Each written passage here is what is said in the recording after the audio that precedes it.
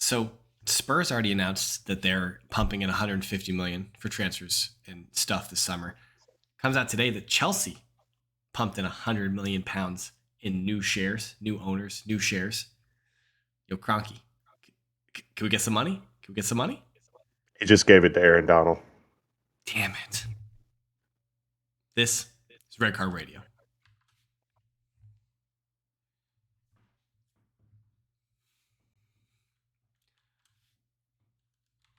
Good morning, good evening, good afternoon, whenever you're listening. Thanks for tuning in. Red Card Radio is a weekly look at the Premier League from three friends who support different clubs. My name is James. I support Arsenal. With me tonight, that's Brad. He supports Chelsea. And down below that, Sean. He supports Tottenham Hotspurs. Gentlemen, what's going on? Yeah. One at a time, please. We're clearly both excited to talk this week. Yeah. International soccer got us hype. Domestic soccer got me hype. Yeah, man. What are you talking about? International football Or domestic football. I'm here to talk about transfers, bro. Transfer market opens up in 3 days for English teams. Ooh. I just wanted to talk about that 3-year, $90 million contract the Rams and Kroenke just gave to a defensive player. He is the highest paid non-quarterback in the league, and that is your owner and your transfer budget going straight to number 99 on the defense of the Rams. You know, they're different businesses with different line items and profit and loss statements and coming out of the same checkbook, buddy. Yeah, it is. That's not good. To be fair, very, very backloaded. It was an extension, so he will keep his current pay for this current year. That's good. Which was about $15 million, I think, and then starting next year is his 3-year extension, which will be making about $30 million a year. Well, that's interesting because I know that he clearly wanted to read. This is 100% not what we're talking about tonight, but I remember reading an article about this. Is that Aaron Donald was talking about how he was good, like he would retire if he didn't get his money sorted with the Rams, and that like he was only planning to play for 8 years. Last season was his 8th season, and they won the Super Bowl, and now he's got that taste, and so he's like, "Yo, I want to do that again. I want to have that feeling again." But he's like, "I want to have that feeling again, but I also want to get paid." Yeah, pay me to stay. Yeah, so hey, make this choice easy for me. Well, here. And like we said, we're not going to get bogged down into it, but I don't know what type of trigonometry they're doing out in Los Angeles with the Rams, but good Lord, they are flipping and cooking the books because they just sign, extend. You're like, how the heck are they going to? And for those listening abroad, there's salary caps around here. And so for American sports fans, we're like, how are they going to keep under the salary cap? But I guess we'll see in the next couple of years. Well, they haven't had rookies in 2 years. That's true. But the rookies are. They won't for 2 more. The rookies is how you save money and build a good team. Like you essentially you get really lucky with somebody like Patrick Mahomes, and he's a beast, and he's on a 5-year rookie deal, and so you're not paying your quarterback any money, and then you are able to spend that money elsewhere. That's the problem. Like when you start having to pay your people money, that's where you get into problems. But that's an aside for another podcast. That's a different podcast. Check out On the Warpath with Corey Sanchez. It's about, maybe it's not On the Warpath anymore. I don't really know what it's called, but it's a football related podcast. One of my buddies, one of our buddies from college. Check him out. He's on YouTube. Mostly Washington football team related, but Commanders. We have a name now. We're the Washington Commanders. They will forever be the Washington football team to me. That's the best name that they could have. What are we talking about? What are we talking about in our universe of football? So like we kind of alluded to, the transfer market is getting ready to open. What we want to do tonight is kind of think about where Arsenal, Tottenham, Chelsea fit into that. And since we do it anyway, we're going to spend Newcastle's money too.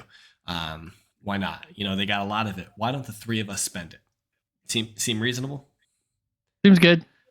We do have a few international team looking topics that we want to hit on, especially with Wales beating Ukraine to get into the World Cup.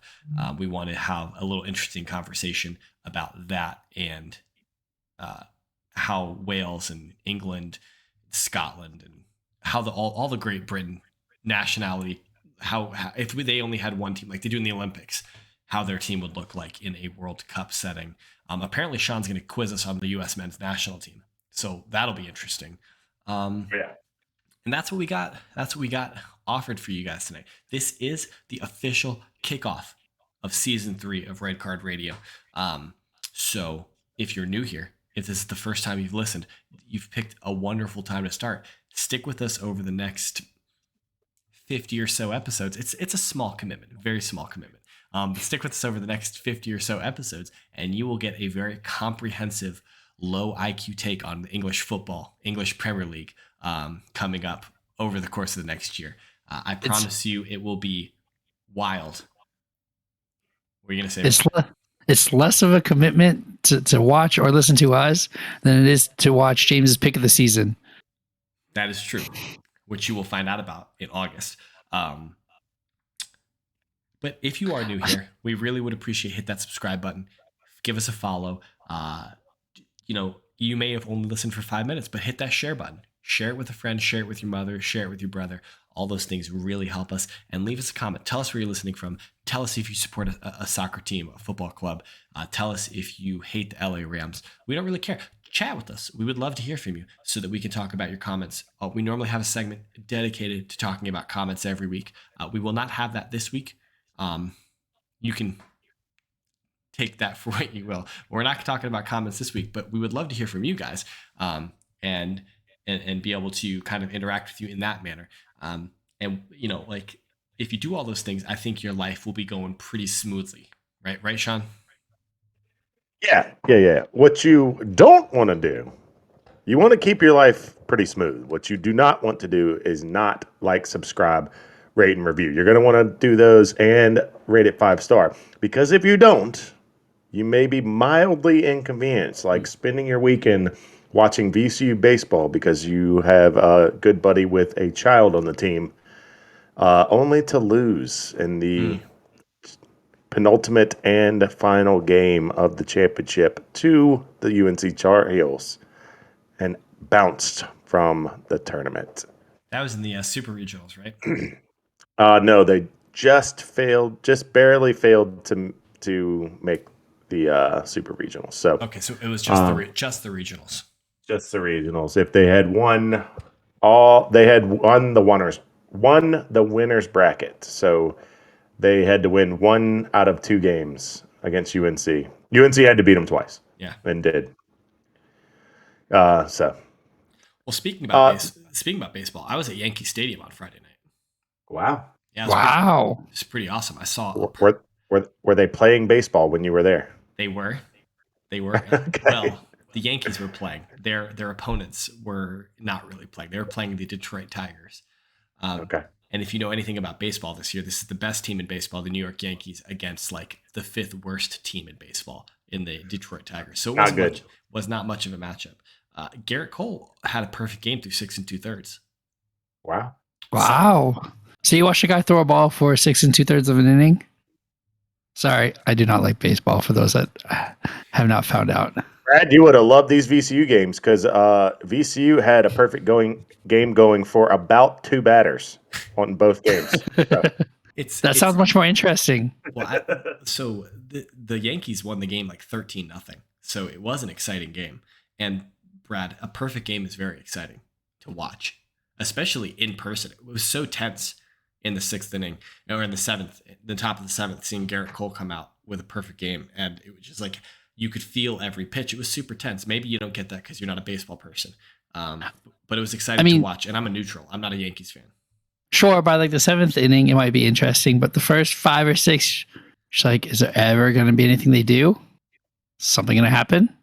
I don't know. The Yankees were getting. I think it's interesting. The Yankees were scoring runs, hitting home runs, so that was fine.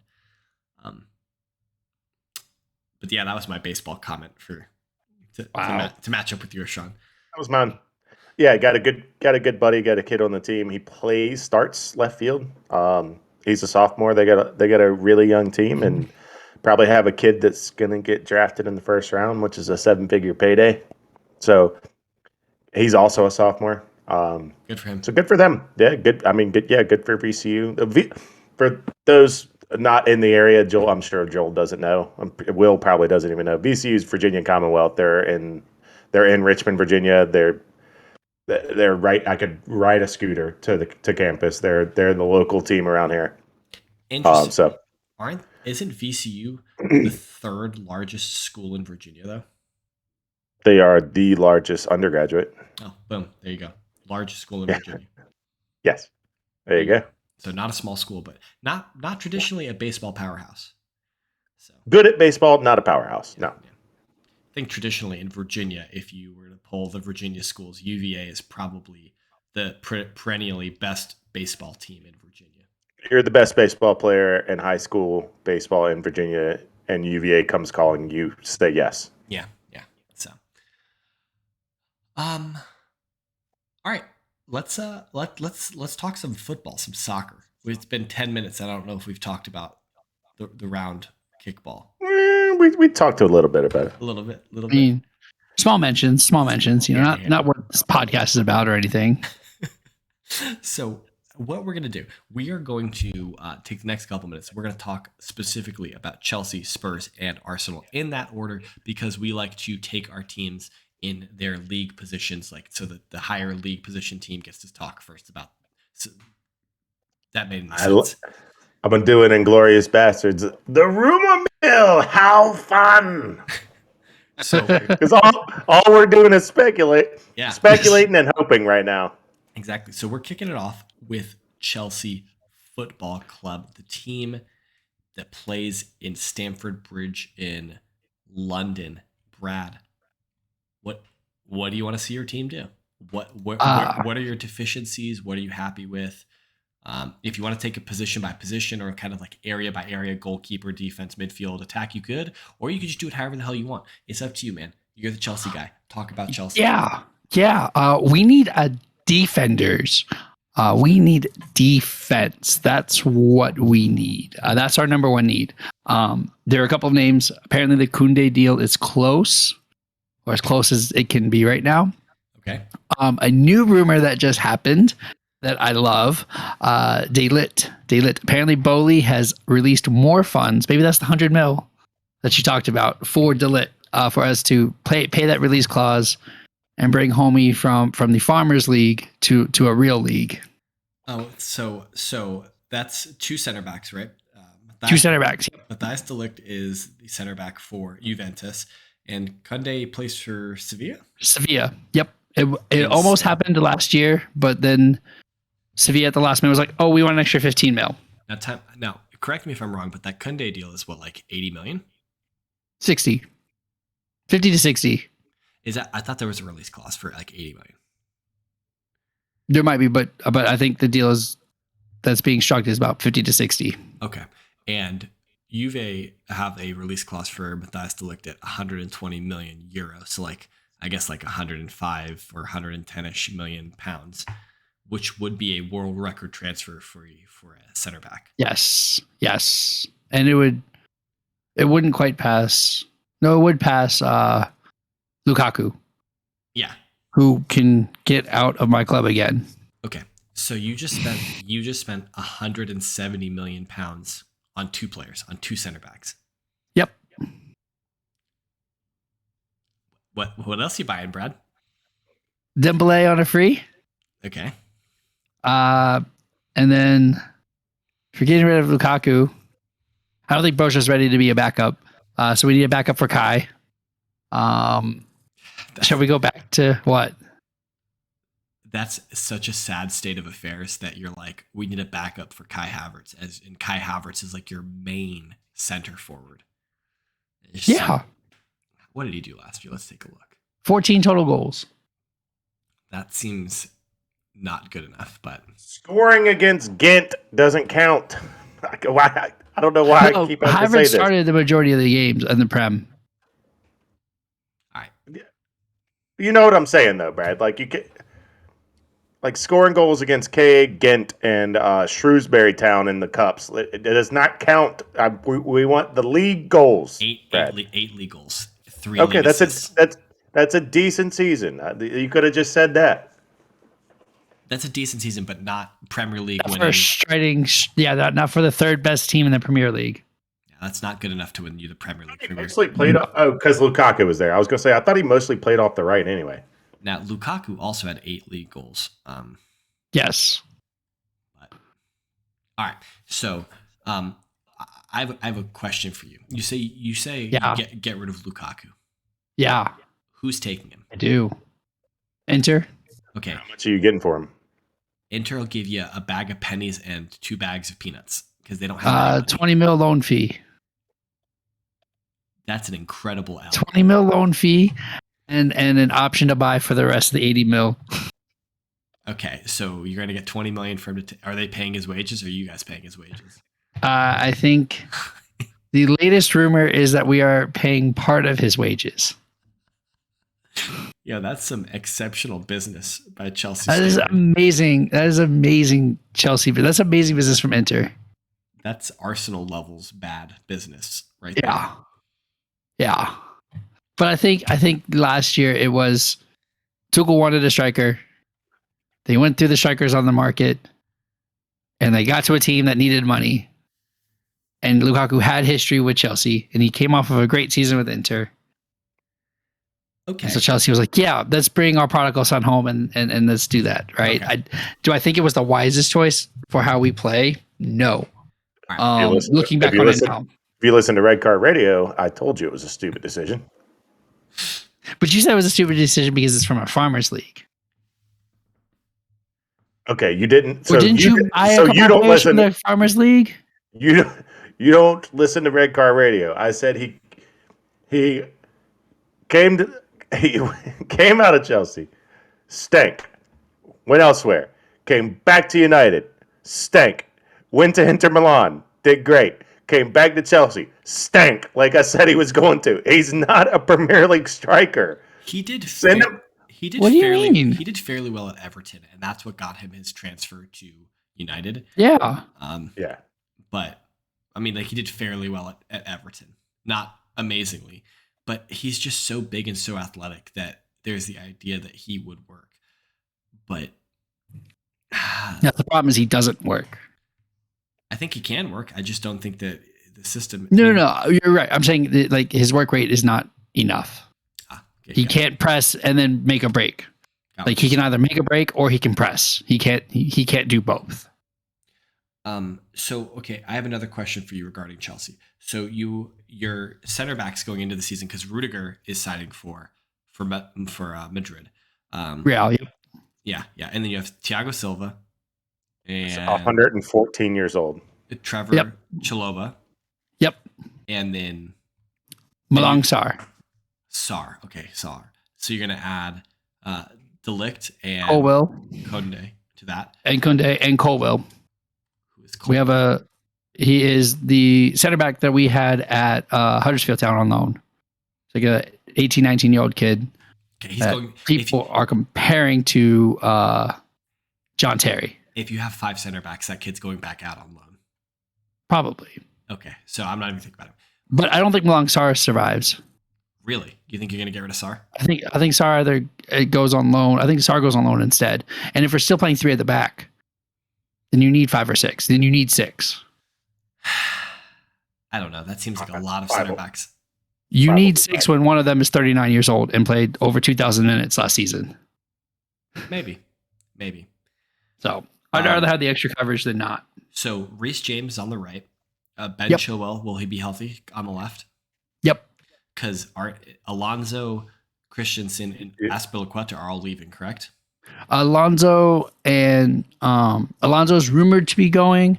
Christensen has already gone to Barcelona. Dave has a contract for a year. There is speculation that he may be leaving, but I think it depends on the price we get for Jorginho. If Jorginho is sold, I don't think they let Dave leave. And not for positions, but for leadership. I don't think you can lose both of the club captains, both of the leadership. Okay. on the same time. So you're not really affecting. Well, what happens if Jorginho leaves? Do you feel like you need to replace him in midfield? Conor Gallagher's coming up, Okay. and we have Conor Gallagher's coming back, and you have Billy Gilmore. Okay. Coming back through. So I think we have enough coverage there. We told Sal to get back to Atletico. We sent him back to Madrid today officially. Saw that. Yep. So I think those 4 is fine in the middle. Anybody? Assuming we're still playing a 3-4-3. Anybody other than Lukaku that you feel like you should sell?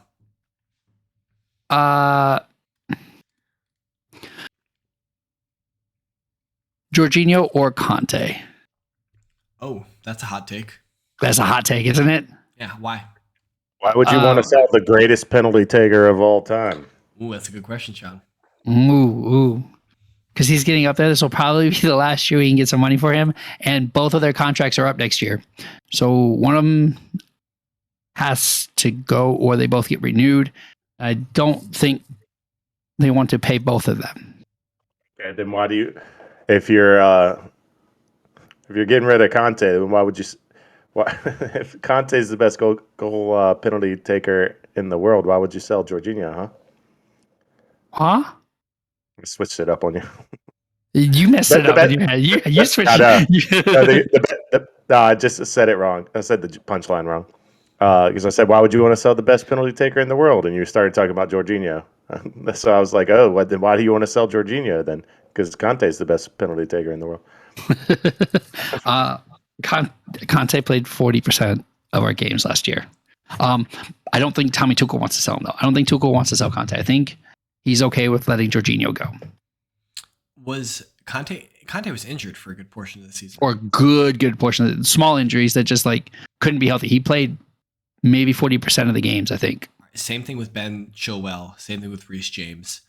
Both injured for pretty substantial amounts of the season. Yep. Are you worried about cover on those wings at all? Right back if we sell Dave, but left back we have Emerson coming back. So, and getting rid of Alonso I think is a must, but I think Emerson's plenty coverage for how we play with our wing backs. So summary is we're drawing all of our effing loans back, and we don't need anybody except for £200 million on 2 center backs. Yes. This is the Pep Guardiola summer transfer window. Okay, spend all the money in defense. I'm kind of surprised you didn't say you need to sell Kepa.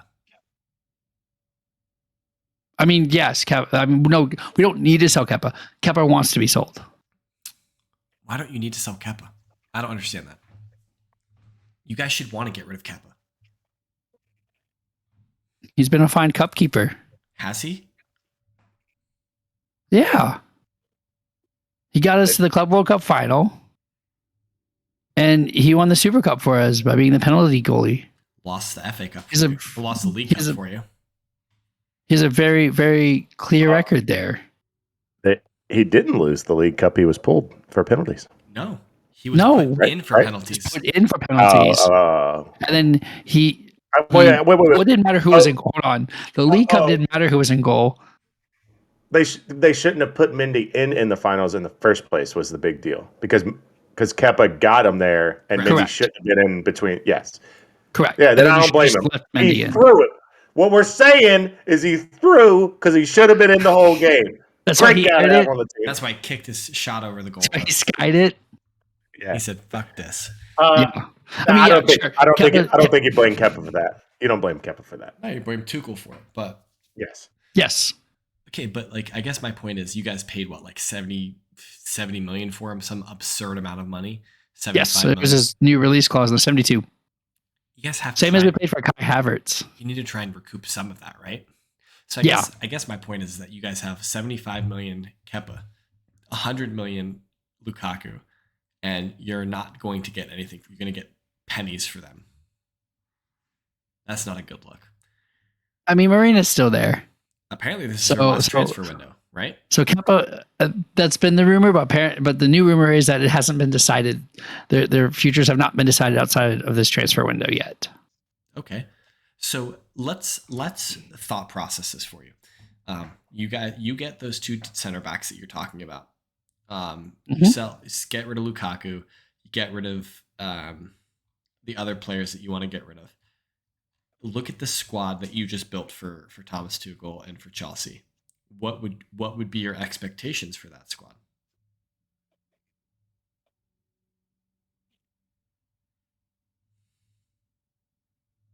Premier League. I want the trophy. Okay, so you think that that's a team built to win the Premier League? Yes. We still, so even with Lukaku as our at 15 goals, right, and Kai Havertz at 14 goals as our leading goal scorers, we still had the fifth most goals in the entire European football in the top 5 leagues. Okay. So like goals scored isn't a problem. Having one person score goals is a problem. Injuries were our problem. I think goals scored were a problem. Because you might talk about that, but let's look at the Premier League. So you guys scored 76 goals. The champions, Manchester City, scored 99 goals. Defense is not the issue. You guys conceded 33 goals. Liverpool and City only conceded 26 goals. If that delta is not significant, you get to like Tottenham and Arsenal, that's a much bigger delta. But I think that the difference between the Cities and the Liverpools they're just banging goals. Like 76 to 99, I think is a pretty substantial difference. Like for perspective, Brad, I don't know if you got it pulled up. I hope you don't, just so you're not looking at it. Would you describe Tottenham's offense and Chelsea's offense as similar? You know where I'm heading with this. That's what do you mean? In terms of goals scored or in terms of how they score goals? No, production, similar right? in production. Production? It's probably similar. Who would you say is better? Who would you say is better, Brad? Chelsea. Okay. Yes, but we are 7 goals apart, whereas you're 23 goals off of the top. I think that's James's point. This will illustrate that better. How much better do you think Chelsea's offense is compared to Arsenal's offense? Much better. Okay. How much better offense do you think is Manchester City's is to Chelsea's? Not a lot. See, not 30 goals, not 20 goals. And this is the difference because Arsenal were only 15 goals behind you, whereas you guys were 23 goals away from. Yeah. So Arsenal were closer to Chelsea than Chelsea were to City. So, I mean, clearly there is some bias there. And like some homerism coming in and being like, well, we're better than we were. We underperformed last year, things like that. And I totally agree. I think you guys certainly did underperform last year. These two will illustrate it even better. Okay. How close do you think the Chelsea offense is to Leicester City's? Leaps and bounds better. Leaps and bounds better. They were closer to you than you were to Man City. Significantly. They had significantly closer. They had 62 goals scored.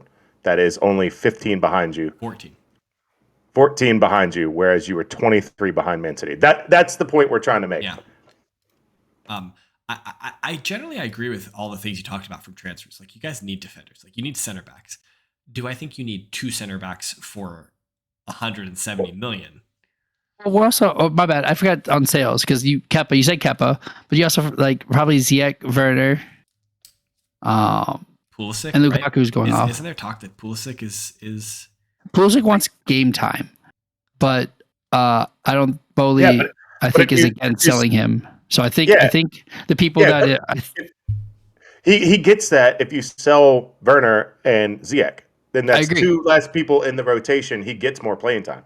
I agree, and Dembele would play on the right, so it doesn't affect him on the left. Yeah. Is Christian Pulisic good enough to be a important rotational player in a Premier League challenging team? He had like our best GA. It was like a 0.8 or something like that. He had like a ridiculous high of all of our attackers. He is a creative force. Yes. I'm not sold. His problem is he puts his head down and tries to dribble by everybody still. He tries to dribble by everybody still. Yeah. Instead of dribble to get open to make the pass. I mean, he does have good assists, so I'm not going to say he doesn't find the pass. In fact, in the national team game, he had a phenomenal 2 great assists. 2 great assists. Yeah. So incredible vision there. But so I'm not. He does just try to dribble past people a lot, and it's not sustainable in the Premier League. Yeah. You will find those brilliant moments, which he has, but not everybody's Ronaldo, man. Yeah. Not everybody's like 2008 Ronaldo. You're not going to do it every time. And him, Havertz, and Mount is a really strong front three.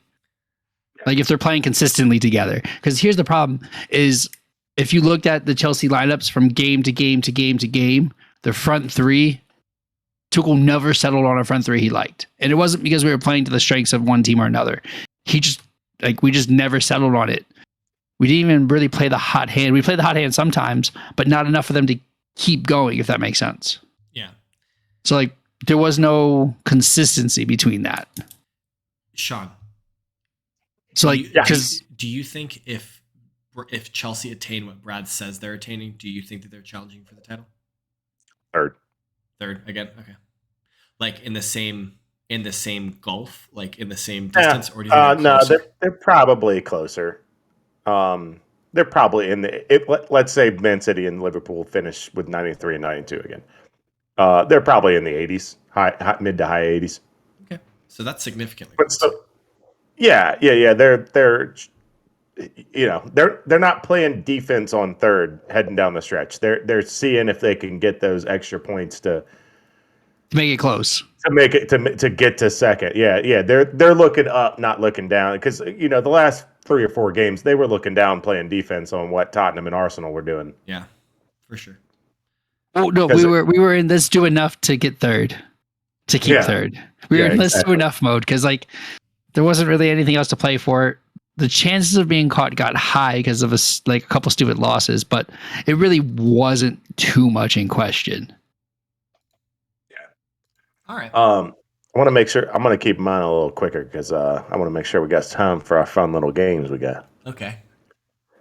We want to move to Tottenham. Yeah. Let's go. Okay.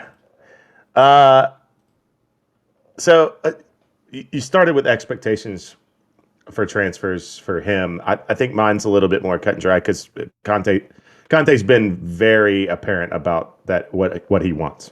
Mm-hmm. So he wants 6 new players. He said that many times. We've already got we've got 1 or 2. 2 if you count Forster.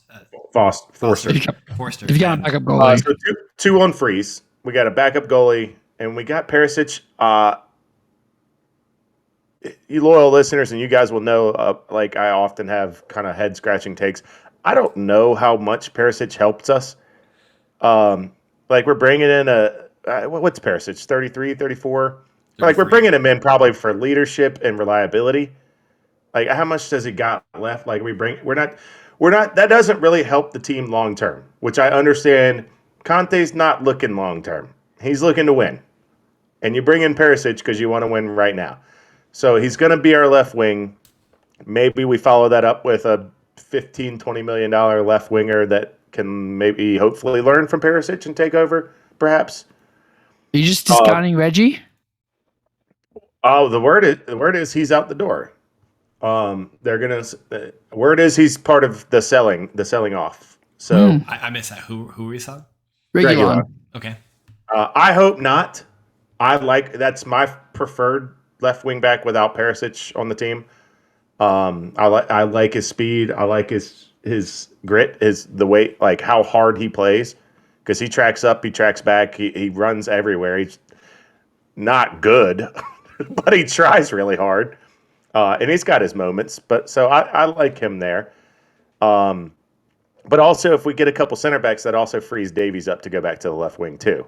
So that also gives us a little lateral movement there, which was not meant to be a pun, but Davies can kind of just go back to his natural position, which would be out on the left and going forward. So I think the goal would be 2 center backs. Like I said, that gives us a little depth, and then that frees up Davies to go back to the left. We've got to do something about the right wing back. Emerson came on late. I think his best 2 games of the season were the last 2, honestly. And he played pretty well down the stretch. So I have mixed feelings about Emerson Royal. Yeah. And then from there, I mean, you have to get striker depth for Kane. Like Kane's son Kulusevski cannot play all 90 of every game and every cup and every European competition every time. It wears them because they also play all 38 when they're not injured. It just wears them down. We have got to get some depth up there. Well, like to that point, the ever transferred Steven Bergwijn, like he is apparently back on Ajax's radar again. Yeah. There's talk that he's gonna be moved out somewhere. I think Tottenham wants somewhere in the range of like 30 million for him. I think it's confirmed as like 2022 was the final price. 20 to 22. Yeah. That's what Ajax is willing to pay. I think that's what I saw. I think that's what I saw was like it's confirmed, like not confirmed done because we haven't gotten Here We Go yet, but it's close, very very close at 2022. 20 million seems pretty reasonable for him. I forget what you guys paid for him a couple of years ago, but and going out the door, like I'm pretty sure that Mora is gonna move on. Which for the miracle in Amsterdam, that's a sad sight to see. But he, with Kulusevski, other than depth, like if he doesn't want to be a depth player, I'm not going to hold him back, man. I hate to say he's a club legend for only being here like 3 or 4 years, but you do what you did in Amsterdam, buddy. You got you a spot on the wall. Yeah, get him a statue. Maybe not a statue, but a little plaque. The miracle in Amsterdam, Yeah, you'll always have a pint poured for him in North London. I can tell you that. So if he doesn't want to be a backup, a role player, a cup player, then I'd do him a solid and put him on a team in Europe somewhere if he wants. I would hope we wouldn't send him to another Premier League team, but if that's where he wants to go, that's where he wants to go. But I don't know. I'm not sold that I'm not. If he wants to go to another Premier League team, like his levels to me, is like West Ham, Leicester, and below. Like, sure. Yeah. And I think at that point, if he's going to one of those type of clubs, then that's not really who you feel like. I don't think that he would make Arsenal appreciably better. I don't think he makes Chelsea appreciably better. He doesn't make Liverpool, City. He might make United appreciably better. He didn't make Tottenham appreciably better. He was a good, serviceable player. Yeah. I got nothing bad to say about him. He doesn't make us that much better. So I think I take your point about center forward or attacking depth really, like that's obviously really important because like if you look at who you're getting rid of, you're getting rid of Bergwijn probably and Mora as well. That leaves like recognized forwards as Son and Kane. Like Kulusevski's, I think, recognized as a midfielder, but even if you count him as like an attacking player, like that's like all you've got. Then you've got children, so you've got some academy players, but then you would definitely need depth. Yeah, you forgot a name here. Oh, we forgot a name. Who did we forget? I don't know. I haven't heard this name yet from Sean on who he wants to sign. We hasn't talked about specifics yet. I was going to get to specifics in a minute, but I was we were generally talking about how that's a very important need. Yeah, I agree. I think Brad wants to take. I want some specifics here. Specific names. I don't have specific names. I haven't dug deep yet. Not a lot of rumors have been going around, and I don't really take the rumors seriously anyway because we've been signing Paulo Dybala for about 5 seasons now. So I don't take the rumors that seriously. That's true. Now there are credible rumors coming out that there is a pretty strong deal for the Inter center back, which his name is escaping me. That those talks are going pretty well with Inter. Bastoni. Bastoni. That's the one. Alessandro Bastoni. So those talks seem to be going pretty well. Other than that, I'm not looking into the rumors until it's by credible people. I don't have any specifics. We need depth up top. We need depth in the back, midfield, Wow. where it is that Hoiberg or Skip or both could be on the block, which surprises me that Winks isn't Hoiberg. one of those names. Yes, That would be crazy to me. Hoiberg, that's he seems like a Conte player. that's floating out there, and I agree. I thought the same thing when I read that of like how Hoiberg. That's like what Conte dreams about when he thinks like just an engine that doesn't stop moving. I understand he's not the technically best in the world, but he is the guy that never stops running, and he plays all 38 and it doesn't come off. You know, like he's exactly what Conte wants Yeah. in a center Yeah. defensive mid. Yeah. Speaking of technically gifted, do you think Ericsson comes home or does he stay in Brentford? I guess if that's a free, It is. It is. It is a free. He's out of contract. I'd take him. I'd That's, take him. that's the name I'm surprised like you didn't have at the top of your list, your wish list. No. Yeah, you know why that's not at the top of my wish list. I said I'd take him. So, I mean, I think definitely need to spend some money now. And of course, we did talk at the beginning. Like there was announced 2 or so weeks ago that Spurs were going to have 150 million pounds to use for the first team. It wasn't specifically stated that it was going to all go to transfers. But you guys already have a world class training facility, you have a world class stadium. So like, what else is it going to go to other than transfers?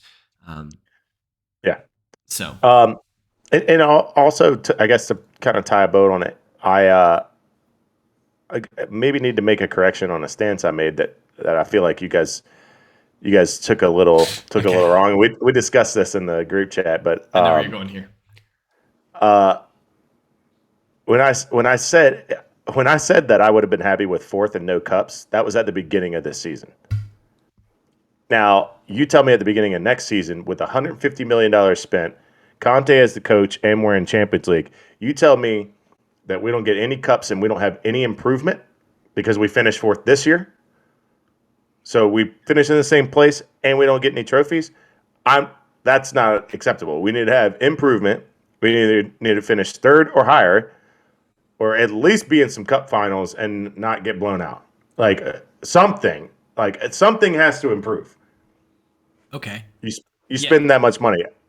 I mean, so here's my question. And I know you didn't give a specific, so I can't ask you in the same way that I asked Brad. But say Spurs spend the money this summer. Say they get players for Conte. They get players Conte wants. What will your expectations just be? Top 4 and cup finals of some kind? I think we should bring home some hardware, whether it's Europa, whether it's the League Cup. I don't care. The Mickey Mouse Cup. Are you in Europa? Huh? Did you just? I'm saying if we finish third in the group and we drop down to Europa, that's not ideal, but I'd take it. That's why I said the two that I don't want are Europa or the League Cup. That was the most Spurs comment I've ever heard you make. I was just picking the two that I don't want. Okay. Who wants to finish third in the Champions League? Yeah, right. No. But you know what your last trophy was? The League Cup. The League Cup. The League Cup. So yeah. I don't know if I don't want that one either, but I'll take it. But you got to do something. Yeah, like, I agree. And then improvement in the league. I would like to be if we finish fourth and the numbers. Let me go back to the table and the points for the teams are Man City 93, Liverpool 92, Chelsea 88, Tottenham 85, and we finish fourth. That's different. Okay. We're in the hunt. You know what I mean? If the fourth place finishes with 85 points, that means the teams that are getting relegated have like 2 points, and that like 5th, 6th, 7th, they're going to be on like 55 points or below. There's going to be a huge gap. Like if 1 through 4 are all getting 85 plus points, 85 or more points, that means that like none of the other teams are getting any points. That would be an absurd point total. Like, so I'm just saying there's absolutely no chance that the top 4 finishes with 85 plus points. There's no chance. Yeah, it is. So get your ass back there in 5th with your 55 points. Not happening. Okay, so you want to see Brad I just wants want to. Brad wants to All win the I'm Premier saying, League with his transfers, and you want to see improvement. And I do think that you guys are different stages of project, so I think that's a reasonable answer. yeah, and my point was not to skew the numbers in some made up fashion. I guess what I'm saying that scenario would probably be like Man City 88, Liverpool 55, 85, Chelsea 81, Tottenham 79. Like as long as we're right there with them, I guess is what I'm saying. Because the gap's huge right now to the So top. summary, what you're saying is if it's 1A, 1B, and 2, right? Because like I think we've all decided it's 1A, 1B, 2. You want it to be 1A, 1B, 2A, 2B? And that would be the only acceptable fourth. Okay. In my eyes. Like if we're progressing and we're spending this money, if we finish 4th, it's got to be an extra competitive 4th. And then 5th not near us. We can't scrape Like by top on the 4 final is day. done in the last Month And 4 weeks. And we're clawing at Chelsea's. That's the only acceptable 4th. I just don't ever see a league season finishing in that manner. But maybe I'd be wrong going into next year. I didn't think we'd see 2 teams in the 90s. Has that ever happened before? Twice. Yeah. Twice. Well, this is the second time ever? At least twice. It's happened 2 times. The Yeah. Liverpool and City have been racing for it. Liverpool finished with the second most points ever in a Premier League season and lost. I know. It's My ridiculous. boss, I didn't think we'd be seeing this either. my boss bet on them to win, and he lost big money. I mean, like that title race is crazy. But anyway, that's why I don't gamble. Okay, Arsenal. What do we got? Arsenal? Arsenal Football Club. This is an interesting. I'm going to go position by position. So Aaron Ramsdale, clearly the number one. Bernd Leno is definitely going. We have Matt Turner coming in. I don't know what to make of that. So that would leave Ramsdale, Matt Turner, and then we have a youth goalkeeper as our number 3. That leaves me with a little bit of concern. Matt Turner's fine. If there's one thing Americans can do, that they can use their hands. Yes, but Arsenal require their goalkeeper to use their feet. Yes. Arteta requires his goalkeeper to use his feet. And that's why. Why do you need to do that? Because teams that build from the back need a strong passing goalkeeper. That's stupid. That sounds like a stupid manager. Yeah, true. Yeah, that's fair. So that leaves me a little bit of trepidation if those are the 3 goalkeepers. Not because I don't trust Aaron Ramsdale. It's just that what happens if he gets injured. That's my concern. Thinking about left back, Tierney is perennially injured. Nuno Tavares is not that good. The answer? He's not the answer. I like him. Maybe in a couple of years he will have enough, experience, but I'm worried about whether or not he will be able to get that at Arsenal.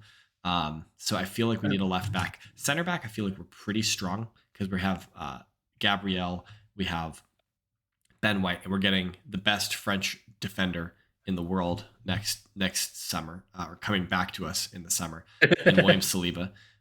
So I think that's going to be pretty solid. Does he even want to still be there? Doesn't matter. He's under contract. We've announced that he's coming back. He's accepted that he's coming back. There's talk that we might extend his contract. So he's coming back.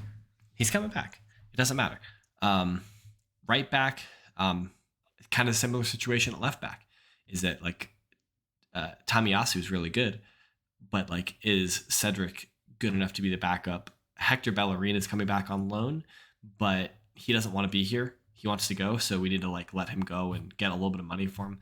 So that's kind of questionable. Might need a right back, might need a left back. Could scrape by with our center backs with Rob Holding as kind of our backup. We'll see, because we've traditionally only been playing 2 at the back, 2 center backs, I should say, because we're playing 4 along the back. Midfield, a lot of people are talking that we need another number 8.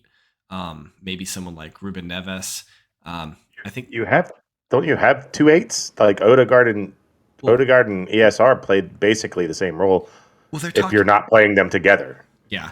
If you play them separately, they do the same thing. Yeah, I think what the concern is that you have like 2 6s in both Xhaka and Partey, but our most effective midfield is Xhaka and Partey together. But then that means Xhaka is playing more of a left-sided 8, where he's pushing him. He's a little bit further up the pitch, and Partey really anchors. Are you keeping Shaka? I would personally. I would. I think over the last 18 months, he's shown that he's more than capable to being an important player for us. He's your best free kick taker too. I don't know if that's true. I think that role probably goes to Odegaard. Yeah, Odegaard's pretty. He's a good dead ball taker. So I don't know. I think. You're thinking of that screamer goal, aren't you? Against United. That wasn't a dead ball. No. He scored He scored 1 or 2 free kicks. Did he score one pieces? Did he score one against Spurs this year? Yeah, I think. Yeah, that was the one. I think it was 1 or 2 set pieces that Xhaka took when in the back of the net. Clearly, Arsenal's biggest deficiency is center forward. Yep. Right? I got one for you. There's no debate. Right. By the way, just a little dig at Arsenal, so Brad can laugh. I saw somebody from Arsenal tweet "end of an era," and it was Lacazette and Aubameyang like in the Arsenal jerseys, like locking hands, and I was like, "Error." Like more like error. Like, what do you mean? End of an era? Aubameyang, are you kidding me? Aubameyang was really good for us up until like first year, 12 months ago. Okay. First year, he was good. Abba was good. An error. 2 years. Aubameyang's been good for us, with the exception of the last calendar year. Yeah, but word on the street is that we're re-signing Eddie Nketiah, and that we are. That was done. It's not a fit, and nothing's announced. Like he's an Arsenal player, so we could announce it whenever we want, and it's not announced. So then that means it's not done to me. The word on the street is that we are in the leading position to sign Gabriel Jesus from Manchester City, but are facing some competition from Spurs. Whether or not Spurs are actually trying to sign him is another story, or if that's just agents, trumping stuff up. I don't know. I would be very happy to sign Jesus. I think that would be a good signing for Arsenal. Is he happy to play in Europa though? Like, I think if you guys are Champions League, this is a done deal. It's already done. Yeah, clearly. I think. But is Jesus? I think if he's accepted, I think if he's playing, I think he's happy. I think if he's playing in the Premier League, playing in Europe, I think he's happy. And if the team is doing well, I think he's happy. In the Arteta relationship, exactly.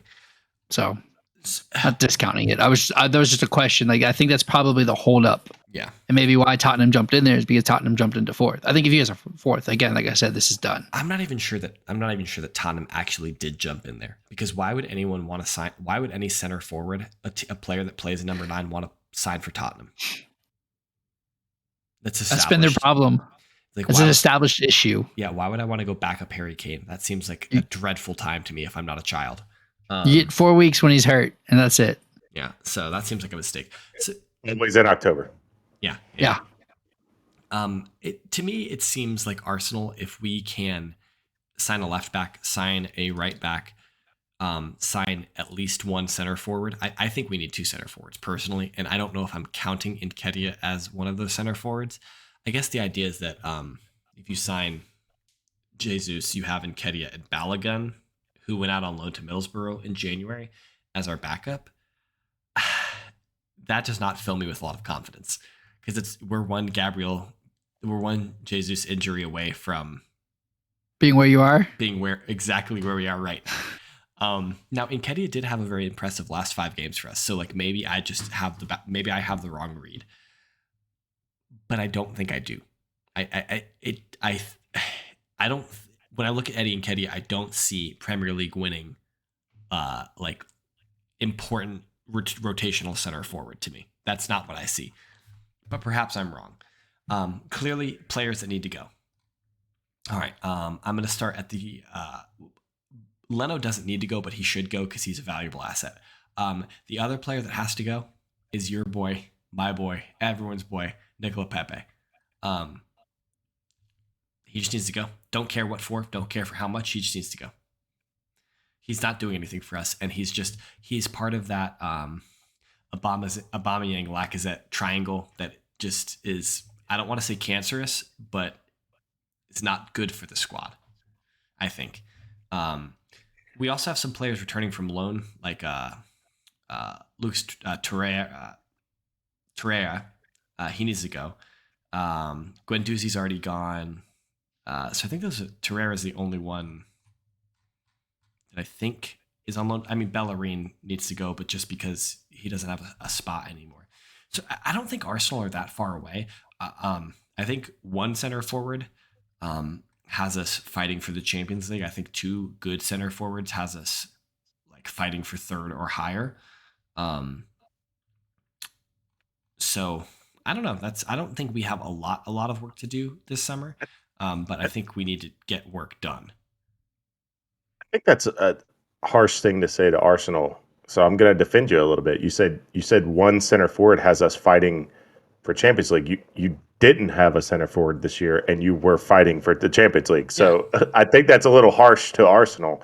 Okay, but I guess my point is that like I think some of our other players overperformed. Maybe like Martinelli. No, I was thinking like Smith Rowe maybe. Martinelli probably overperformed a little bit. I don't think so. And Kedia overperformed late in the season, yeah. But that was when he was getting shine. When they were they were still trying to force Lacazette in there. It wasn't working. Then they finally went with Nketiah, and then he got his time to shine. With like five or 6 games left, he just played every game. Yeah. If we're getting if Tottenham's putting in 150 mil, Chelsea's putting in 200 mil. I think that idea is valid because like they're going to have to get Arsenal has to get something that improves them dramatically to keep up and keep fighting. So I don't think that's wrong. If our team stayed the same, then yes, I agree with you, Sean. But our teams are not staying the same. So therefore, I guess if we also get rid of Pepe, that would leave us a little short on the right side because then we're one Eddie and Nketiah injury away from, or not Eddie and Nketiah, but Saka injury. We're a Saka injury away from. I don't know what the hell we're doing. So running a different formation. Yeah. Martinelli's playing inverted or something like that, and Smith Rowe is playing starting on the left. So I don't think we're super far away, but I think that we need depth in a couple positions. And because you have to remember you're playing European football again. So not Conference Cup. We played 5 less games than Spurs last year. There was not a huge difference between like Arsenal and Spurs. This has been a constant refrain about referring to Arsenal season last year. That's 450 minutes, buddy. Okay, it's 5 games. Is not over the course of 10. 450 minutes. What are you doing for 450 minutes? Apparently not. Apparently nothing. But yeah. So I wanted to preface something here. Okay, preface it. During last week, I'm calling you out, Brad. Yeah. We got a text from you that said that's always troubling. In the group chat that proclaimed wrongly, first of all, so this is the wrong thing, when Ukraine beat Scotland, that they were into the group, which they were not. They had not yet played the finals against Wales. Yep. However, I missed out on Wales. However, Scotland and Wales being the 2 games that needed to be won proved to be extra funny to me in particular because you described the group as United States, UK, and Ukraine. So first of all, I would like to point out that originally you had our group as, in your mind, as 3 teams in a World Cup group because you omitted Iran. No, I had 3 clubs as one. That's all. So you had the group at 5. That's why the teams that Ukraine was playing, being Scotland and Wales, made it even funnier that you put the United Kingdom into the group. Because he errantly described England as the UK, which prompted me to ask Joel why the UK. Oh no, sorry. So they play under. They call it Great Britain in the Olympics, but Northern Ireland plays with them in the Olympics, which is what we found out.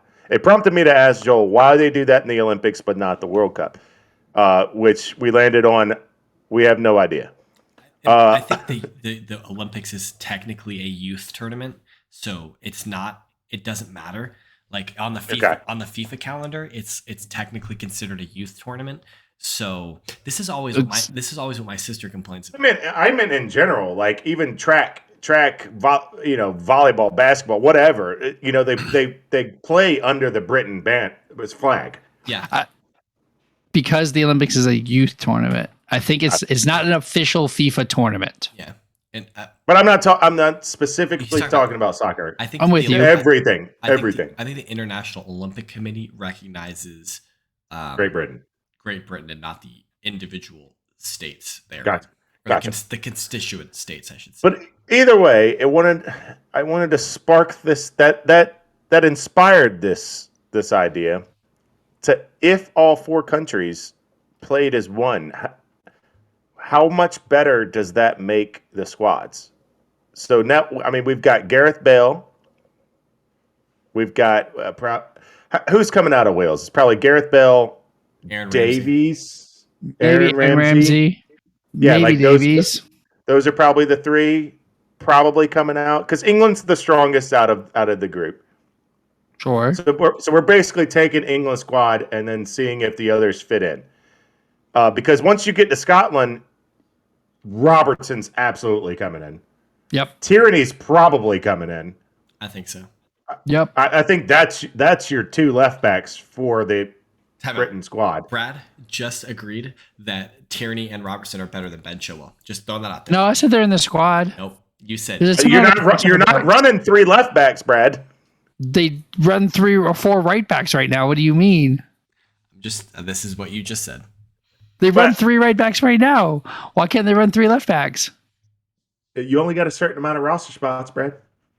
Just saying, if you're going to run 3 right backs, you can run 3 left backs. With that talent, you do. But I can't remember if I talked about it on the. I'll keep this quick. I can't remember if I talked about it. I ran into a Scottish guy. We were watching some soccer games. Talked Formula One for a while. Then went back to talking about soccer, and he said, I'm not going to do a Scottish accent, but he was like, what's fucked up is that Scotland has 2 world-class players, and they play the same damn position. Yeah. This is Scotland's big issue. Yeah. I think.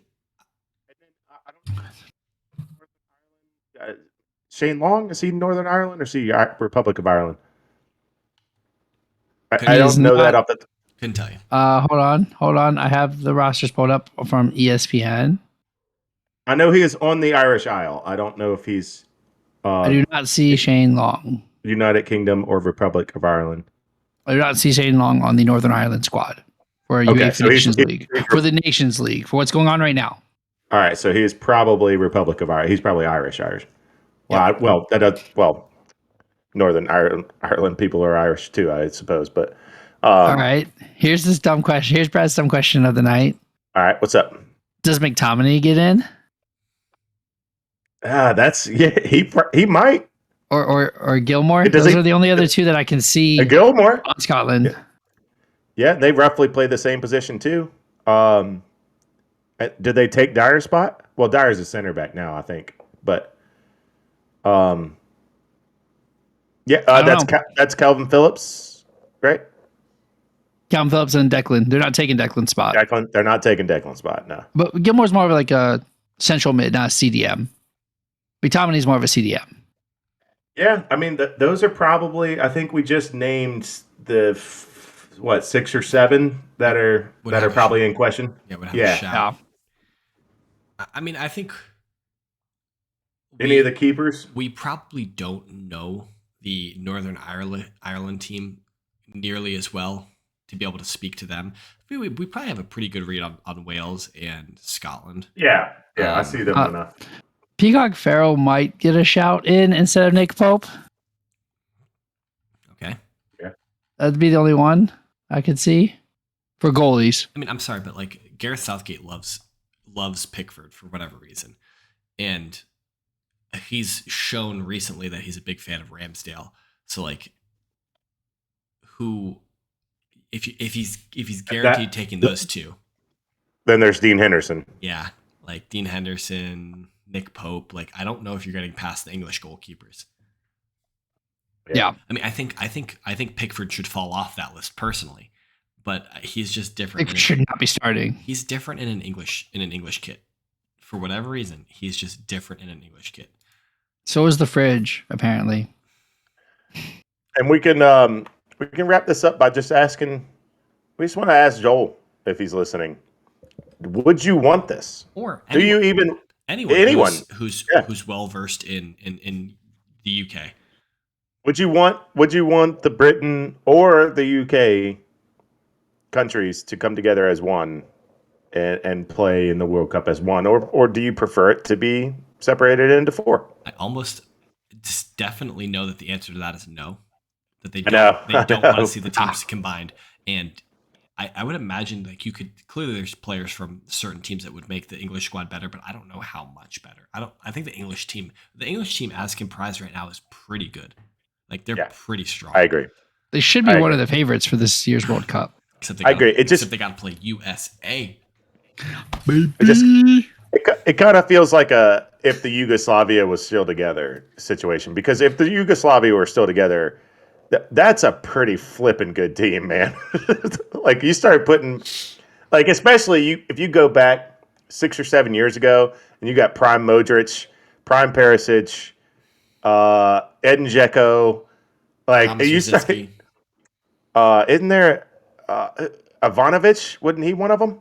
Yep. No, he's Russian. Russian. No. I'm pretty sure Ivanovic was Bosnian. I'm pretty sure he's Russian. You got Kovacic now too in the midfield. Kovacic. Serbian. Serbian. Oh, okay. He would have been in it. Yeah, he would have been in it. Yeah, like you're putting together a squad if you go back 6 or 7 years ago. It probably even still Vlahovic, I'm pretty sure, is from that. Is Vlahovic? Serbian. Yeah. Serbian. Yeah. I mean, you're putting together a pretty good team. All right, still. Anyways, all right. It's time for you to stump Brad and I with what We've got a segment. We've got a segment called "What? How much does Brad and James not know about the U.S. men's national team?" So what we were going to do and why does not know. Editor James is going to just say, "What do Brad and Sean not know?" But you may continue.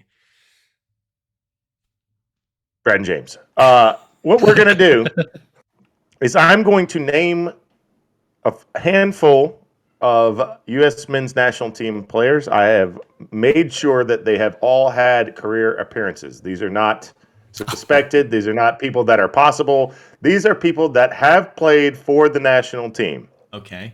All right. Okay. And you're going to name their club. And this is why I wanted to not. This is why I hid it from you guys. They all play in Europe, by the way. Okay, I like this. I like this. And don't worry, I'm not throwing you anybody in like. I'm not throwing you anybody in like some random obscure League 2 in Netherlands or something. I'm throwing you some bones, but I'm not giving you Weston McKennie either. Damn it. So yeah, so we're gonna start out with a fun one. Time out. How many are there? I'm gonna give you five or six. Okay. And there will be some curveballs in there. I'm gonna get one. Are we doing? Wait, are they playing their current club or what club they played for most? The current club. Okay, cool. So the current players. But if you got the other one, I'll take it. Okay. All right. Gianluca Busio. Say that one He's more a time. current player. Gianluca Busio. And he played in the most recent. He played in the most recent friendlies, so he is very active. All right. He plays in the Bundesliga. Brad? Yeah, I'm going Bundesliga too. Schalke. Hoffenheim. Schalke wasn't in in the Bundesliga last year. Okay. He plays for a recently relegated Serie A team to Serie B. He plays for Venezia. Ah, dang. Okay. Okay. All right. Here's a bone I'll throw you. Cameron Carter Vickers. He's still in Tottenham? Yeah, he's at Tottenham, isn't he? I just saw his name. I was looking. He's still in Tottenham. All right. I'll give you that because I think he might be still out on loan. He's on loan to Anderlecht, right? James? He's been out on loan for like the last 4 years. I don't know if he's still with Tottenham. He plays for Celtic. All right, let's move it. I remember reading his name like 45 minutes ago when we were looking at these. I pulled up each one of your teams, and so I remembered he was either Chelsea or Tottenham. So he must still be on loan, even though it's been like 4 years. All right, how about Conrad de la Fuente? You said they play in Europe? Yeah, all of them are in Europe. I don't have any idea. And the only reason I gave you Venezia was they were recently relegated. Bro. So he recently played in Serie A. But this guy does not. He plays in a top division of a Power 5, top 5. I don't even know who this player is that you just referenced. All right, so that's a and he does not play in La Liga. He plays for Marseille. All right, next we have got Jose Quintana.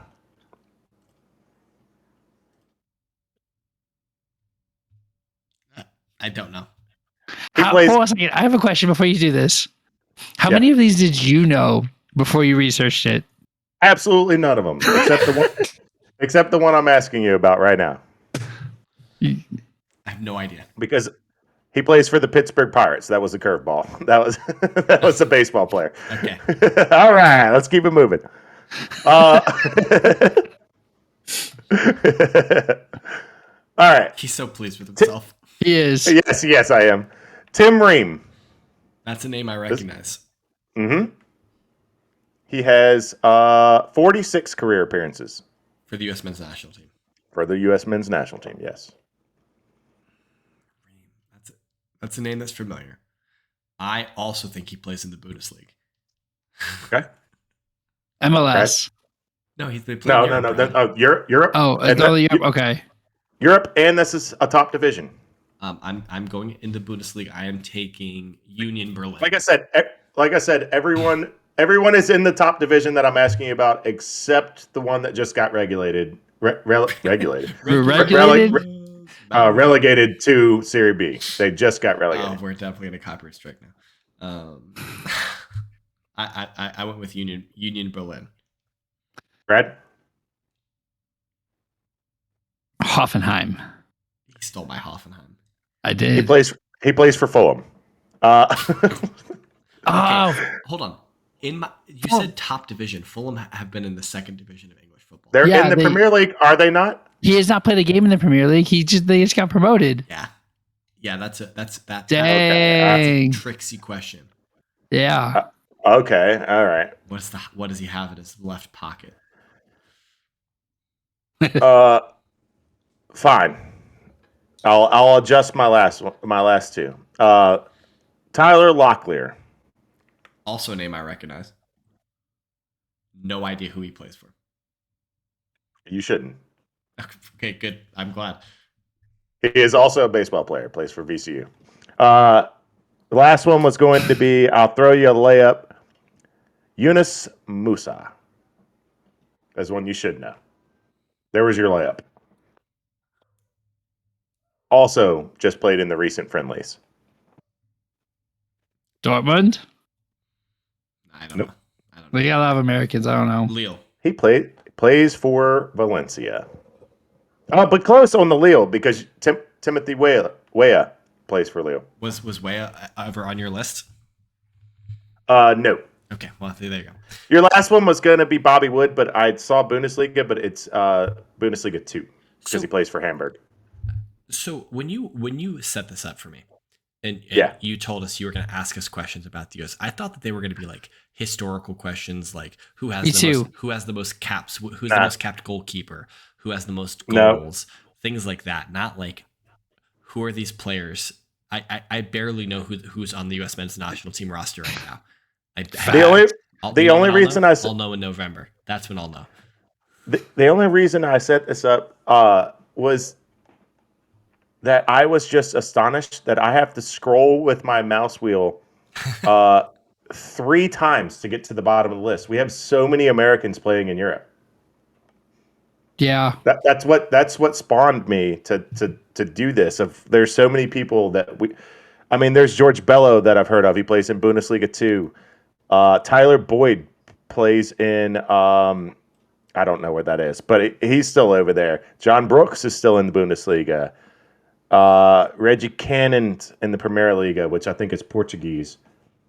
Timmy Chandler's in the Bundesliga. We've got Mixed Discarud is still out here vibing in Cyprus. Like we got Lyndon Gooch is down in League One and still with Sunderland. We got players out here doing stuff. Didn't they get just promoted to the championship? Oh. Sunderland. I think they just got promoted to the championship. Oh, yeah, they did. Yeah, they're making their way up. Dwayne Holmes was on Huddersfield, who almost made it back to the Premier League. Who I hadn't heard of, and I don't think he has a cap. But that's an American player over there doing things. I mean, that's what the U.S. men's national team needs to be doing. They need to have their players playing in the best leagues in the world in order to have any chance of doing anything in international competitions. We can't. MLS is not a good enough league for us to rely on to develop our players. So, which is why in doing that exercise, I picked all the players, not the best ones that you would recognize immediately, that are also playing in the top divisions in Europe. It's funny. After you get past Reyna, I don't know if I would have gotten because it would have been Pulisic, Weston McKennie, Reyna. I don't know if Dest. I get. You know where Dest plays? Yeah, Dest. Sergino Dest. Oh yeah, he starts left back. Yeah, but he's not going to play there next year. Maybe. I mean, they're talking. I like how we're about to end the podcast. And he's like, "Yo, I need to stand up now." I know, right? For those of you, those of you not listening, watching on YouTube, clearly we're on the outro. Clearly, Brad and I are the ones talking. We've been doing this, and then he just dips out. So just dip sets. Let's just wonder what the issue is this time. Let's just finish this before he can get back and wave to everybody. But a couple housekeeping things. If you're still listening, really appreciate it. Thanks for joining us. Season 3 is going to be the best season of Red Card Radio yet. And make sure you hit that subscribe button. Give us a follow. Leave us a comment. Rate us 5-star on Apple Podcasts because you won't want to miss this. It's going to be a ride over the next year or so. One housekeeping thing though, we won't have an episode next week. There no episode, so we're going to be here. We got this episode for you in the second week of June. We won't have an episode just because Brad and I are both going on vacation together. So maybe Sean will record something and put something up. We'll see. Sean, we might have some content though. Yeah. Check. We have some content. Follow us on socials because we might have something on the socials for you.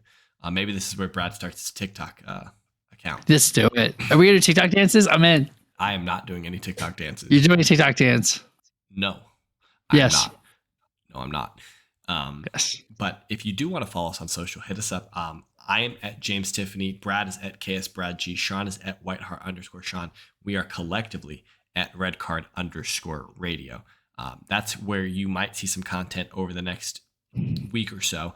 But we will be back the third week of June with another topic.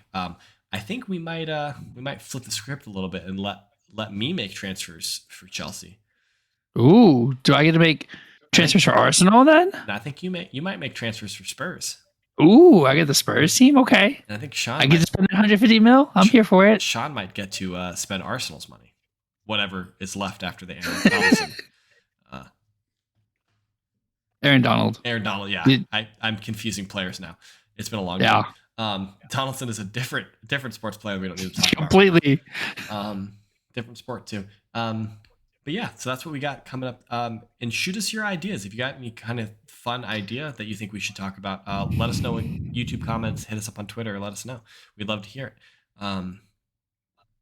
That's all I got. You guys got anything? Yeah. All right. We're Peace. out. Have a good one.